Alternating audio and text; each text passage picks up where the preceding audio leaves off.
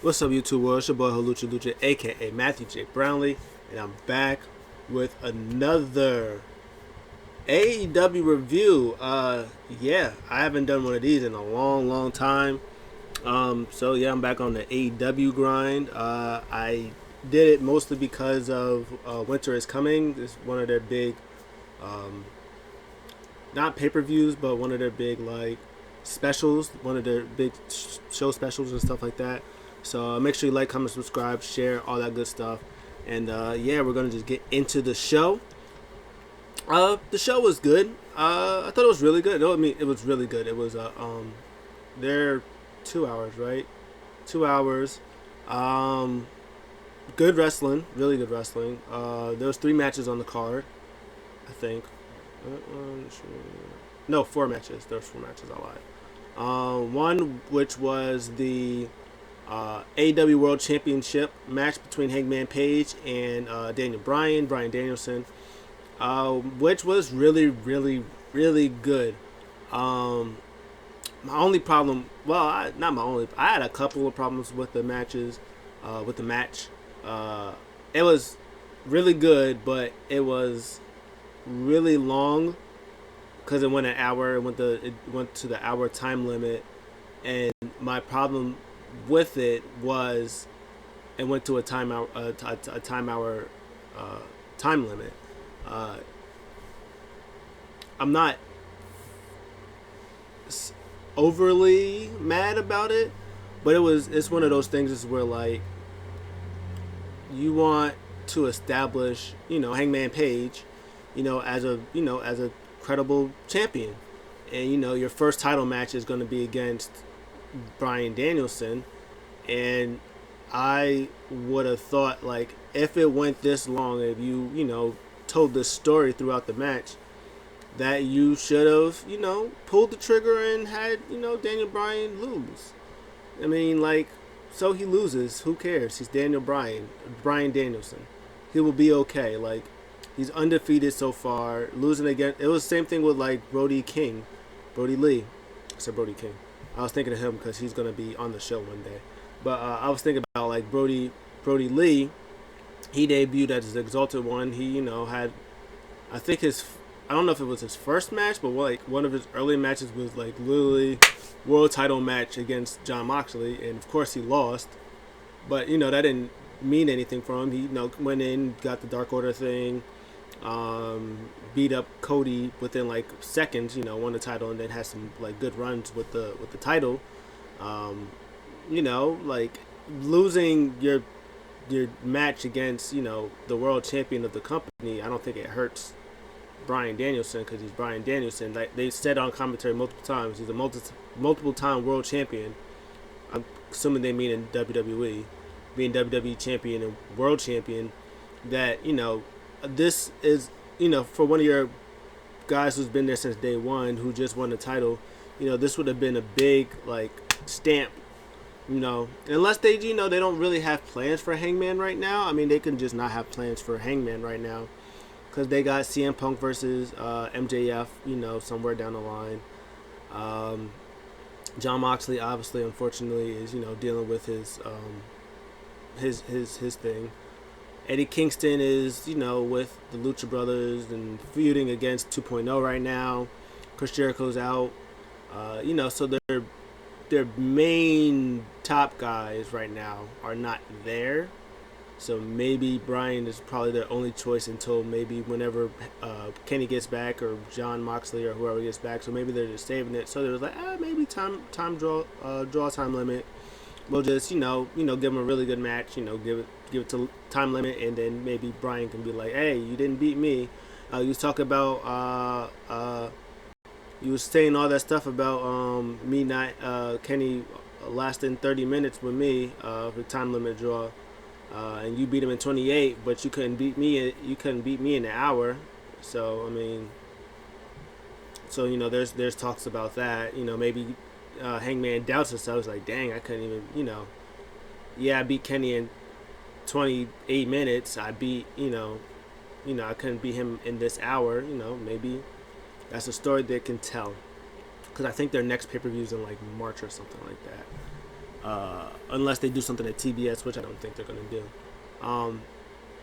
That was my one complaint. My other complaint was there was a lot of commercial breaks. There was probably like 7 or 8 commercial breaks that they had to do, and they were really like, they did the first one. I was like, okay, that's fair. And then like a couple of minutes later, they did another one. I was like, and then a couple of minutes later, I was like, why do you keep doing all these commercial breaks? So that was, that kind of got it out of there. But that was the third one. So super long, wasn't really a big deal. A lot of commercial breaks. Hangman didn't even win. Hangman didn't even win. And, that was really mostly the biggest thing I had with it. But besides that, this match was crazy. Daniel Bryan beat the crap out of Hangman Page. He was throwing him on everywhere. He was kicking his arm out of existence. He was hit him with the ankle locks. He was German suplexing him. He was kicking his leg. He was I think there was the one time I think he made him bleed on the outside, doing jumping jacks and stuff like that. He was tearing Hangman to 1,000,001 pieces. Another thing that I didn't like, and it was, I don't think it wasn't their fault, but it was like a thing that before they went to their first commercial break, Daniel Bryan had I think he had made him bleed. I think he went to the top and like threw his head on like the steel, like some steel thing, and it busted his head open.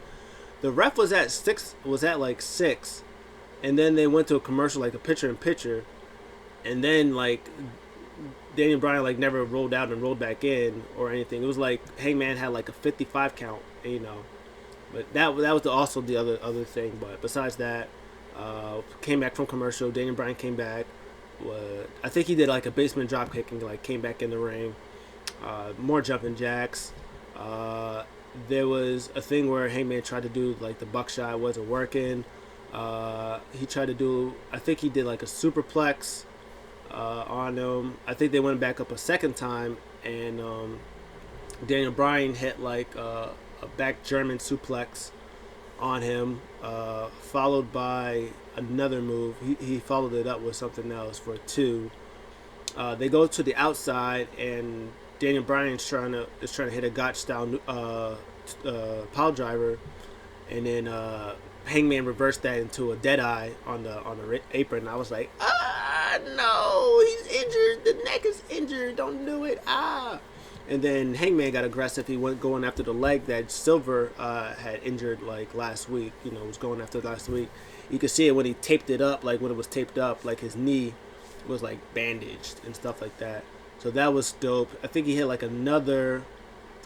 He had like another dead eye for 2. I think Bryan's got to go for the knee plus, and he caught him, hit him with the dead eye. Hangman Page tried to do a buckshot lariat, but Daniel Bryan saying, I'll get it right one day. He reversed that into the label lock. That was clean. They did like a lot of pin submission or pin things. Hangman Page was trying to do like some kind of lariats, and then Daniel Bryan was like eating them. Was like weak, and then he like got momentum and hit him with one. He tried to go for like another buckshot, but then like Daniel Bryan just like kicked him in the face. That was great. This was very brutal. I liked everything about this. And then towards the end, Hangman hits buckshot lariat. Doesn't matter. Time limit draw. And that was the match. It was very good. I liked it. I just very long. Hangman should have won. That commercial break where he was at like 7, but didn't get counted out. Crazy. But yeah, still fantastic match. That's still like a 10 out of 10. That match was really, really good. After that, I think the Bucks did like an interview or Super Click featuring not Kyle O'Reilly, the other one. Kyle O'Reilly will probably be there next week, but the other one, Bobby Fish, was there, and Adam Cole was just talking about like the holidays, and he was like, "Oh, it was so great when the Super Kick and Bobby Fish took you guys out. That was hilarious when he said that. And they were just talking about, they challenged them to an 8-man tag match. And then Bobby Fish said, every time we're around, we beat you up and stuff like that. And Hangman said, hey, or not Hangman, Adam Cole said, hey, not only that, we got one more thing for you guys. I got something for the Bucks. Present next week. It's going to be great. You're going to love it. And yeah, that was it. I think after that it was like Warlow versus Matt Sydal. This match maybe lasted a minute. There was, a couple of offense from Matt Sydal, but Warlow just, boom, hold this, hit him with a power bomb. And then Shawn Spears was like, no, that's it, big man. Nah, is it. Pin him. We don't need no more, baby. And then the crowd was like, one more time. And so he does it one more time. Boom, power bomb. Pinned him 1, 2, 3. And then Spears was like, hey, come on, baby. One hit a quitter. You was done at the first one. We don't get paid by the hour, baby. And then he was, hitting him with the chairs and stuff like that. And then I guess he was talking to MJF. Hey, how you doing, baby? Hey, baby. How you doing, baby? Ooh, MJF, baby. Yeah, MJF, baby. Yeah. Okay. I got you. I don't think he hung up the phone. Maybe MJF. He was like, yeah, that was MJF, baby. He said he wants you to go get the liquor. He's like, I'll drive. You stay in that outfit, and then you go get it, baby. And then they leave. I think I missed this part. I'm sure that Malachi Black had a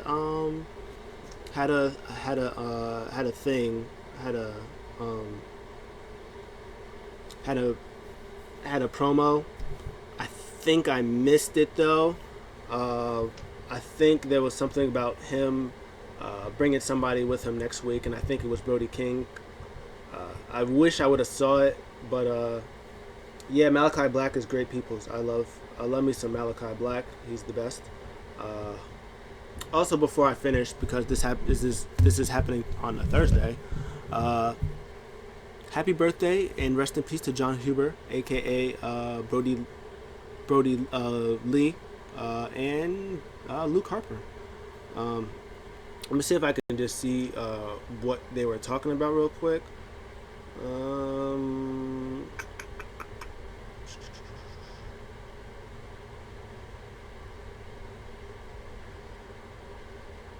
Yeah, no, I don't remember. I just kind of remember the there was a thing. I just came back from upstairs. I think I went to get something to eat, and I saw Malachi Black, but it was already over.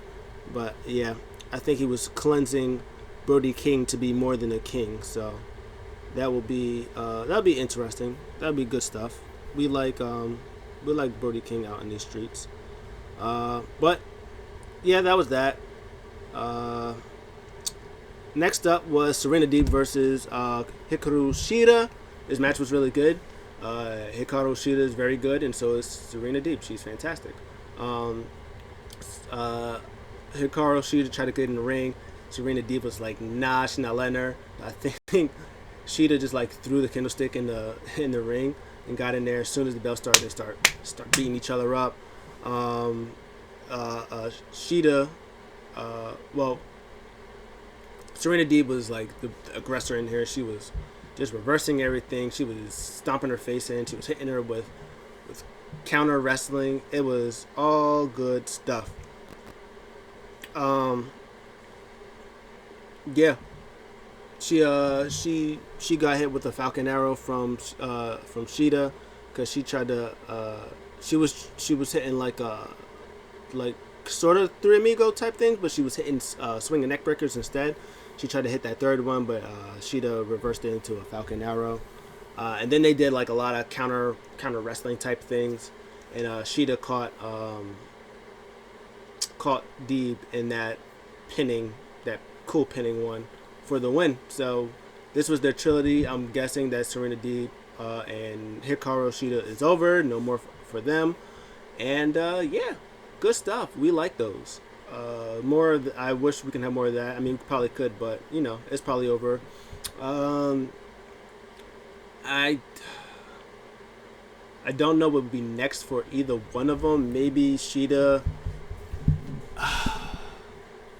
could get in that TBS title thing after they figure out who, how they're going to do that. Who's going to be that? Probably Jade Cardwell. She's probably going to win, so they'll probably have, Shida there. Maybe, do they got a tag team division in? They don't have a tag team division for the women. I don't know. I was going to say maybe, I don't know. Serena Deeb is fantastic. I want her with titles. But we'll see what happens. But yeah, that was that. And then they did one more segment. It was with the Hollywood Blondes. I think Cliff Garrison, Greg Garrison, somebody Garrison. Leaf Cassidy? Lee Cassidy, Greg Garrison. I don't remember his name. But the one that's with Pillman Jr. Was talking about, what Malachi Black did to him, that he's going to beat him up. And then Pillman Jr. was like, relax, it's okay, don't worry, everything's fine. He was like, yo, that's her sister, how can you say that? He's like, next week I'm going to punch you in your face and stuff like that. So, I think the black mist to everybody means that everybody's going to join his Black House of Cards place thing. So, I think Pillman Jr. has already been misted. The girl's been misted. So, I don't know who else. Pac, I think, was misted. Pac. Brody King, who he just misted, who's probably going to be there next week. So, if this is like a disease type thing that he's infecting everybody to join this thing, fire. Good stuff. Maybe he'll also bring in my boy, Buddy Matthews. That'd be good stuff. Or maybe they'll have a match, which also would be good stuff. I think they announced some things for I think they announced the match for Rampage with the Adam Cole clique and Bobby Fish versus whoever it was. I think they did. Oh, Eddie Kingston also did a promo talking about 2.0's in their way. He's like, you guys suck, I hate you, you guys are just bothering me. And then he said that what they did to Ortiz, he said it's going to be him, Santana Ortiz, and his boy, who was his last? The Lucha Brothers versus 2.0 and whoever else they can get for a 10-man tag for next week or for Rampage or for something like that. Yeah. And then it was the main event. It was MJF versus my boy, Dante Martin. This match was fine. I kind of really just wish that Dante Martin won. I mean, unless they're going to do this, of course they're going to do this next year, but unless they do it next year and they do one more year of Warlow being this, being in his shadow, and then finally he goes, they both are the last two, and then the following week maybe Warlow just finally snaps and then beats MJF and wins the Diamond Ring, which would be very long-term story booking. But I wish Dante would have won. This was fine. MJF came out and he talked down wherever they was at, Texas I think it was, and said that, oh, look at you, CM Punk, you call me cookie cutter, but you just did your local sports team at my at New York. He was like, who are you? He's like, are you CM Punk or are you Ryback or something like that? And he said, hey, Dante Martin, you're good, you're a good talent, you're very, you got a good future, but you're not me. I'm the best future, and I'm gonna prove it. He's like, I'm not here to put over talent, which was funny that he said that, because as soon as he had the match with Dante Martin, he put him over so big. He got his stuff in. He said he can beat him with the Fujiwara takedown, and as soon as he did that, he tried to do that. He kicked out at 2. He kind of tried to do it a couple of times, and then towards the end, there's a thing where Dante Martin tried to do that to him. That he got out at 2. There was a fantastic spot where Dante Martin took out MJF, and he flew over the ring, and then he threw him back in, and then MJF rolled out of the ring, and then Dante Martin did a suido flip thing over the top of the thing that Montez Ford does. He did that over the top of the turnbuckle. He flipped over the turnbuckle. That was dope. He rolls it back in again. MJ rolls out again, and then he hits this backflip thing, did a backflip over the like a gator type thing over on MJF, and then he lands on his feet, which was impressive. And then he did it again, threw him back in, and he rolled out again. And then he hit a springboard shooting shot press, which he almost missed, but he caught him a little bit. So he got that in. That was That was a really good spot. Threw him back in. I think one time he tried to hit his finisher when he did the jumping spring rope and then into a backflip. He tried to do that, but he missed the first time. He walked out the way. That was funny. And then he actually hit it again. And then MJF countered it, and they was doing a lot of counter wrestlings with the takedown and the jackknife thing into the setup into a sliding pin until MJF got caught, and then he went to pin him, and then my boy, what's his name, Ricky Starks came out, put MJF's foot on the rope, and then the ref was like, "Dude, what are you doing?" He was like, "I ain't do nothing. I ain't do none of that. I don't know what you're talking about." Rick Starks, the absolute Ricky Starks. I didn't do that. And then Ricky Starks, maybe okay. And then he gets caught with the Fujiwara R while he taps out. He wins, whatever. And then FTR come out. They celebrate, they clap, they're like, "Woo!" They pick him up. The lights come out, and I was like, "Oh, it's them boys.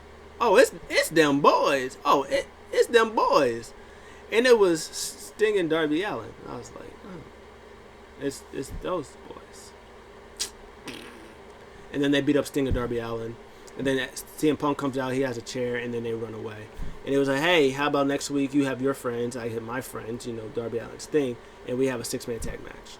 So that's what announced next week. So I thought it was going to be them boys. I was like, "Oh, Briscoes is coming out. Briscoes. Oh, we like those." And it was Sting and Darby Allin. I was like, "Oh, dookie butt." But the match was fine. What I was going to say was, maybe they might do Dante Martin versus Ricky Starks for the FTW championship. Maybe he might just win the FTW championship, which would be cool. Hold it for a little while, and maybe he loses it to Hook, because everybody's starting to love them some Hook. I don't know. Maybe. We'll see. But yeah, that was the show. It was a good show, but compared to last year, when they had Sting debut, and then they did. Who else came on that? It was somebody. Who else was on that show? Was it Mox got beat by Hangman Page, and then something happened. I don't remember what happened last year. But last year was had so many good surprises. This was it was a good show, but I just wish I thought them boys was coming. I really ain't gonna hold you. I thought them boys was coming. Winter is 2021. No, that was last year. Just kidding. 2020. Just kidding. Because I know Sting came, and there was something else that happened. Sting. Reception. Sting, yeah, Sting was there. Yeah, we know. Tim Moxley. Don Callis. Oh yeah, Don Callis. That's what. Don Callis. Building.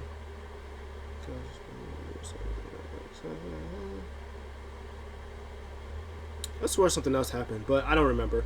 But yeah, it was still good stuff. It was fun. Yeah, I really wanted Briscoes to be there, but they didn't. But it was what it was. I still give it a solid A-. It was still a good show. What'd you guys think? Let me know in the comments below. I'll see you guys in the next one. I'm out.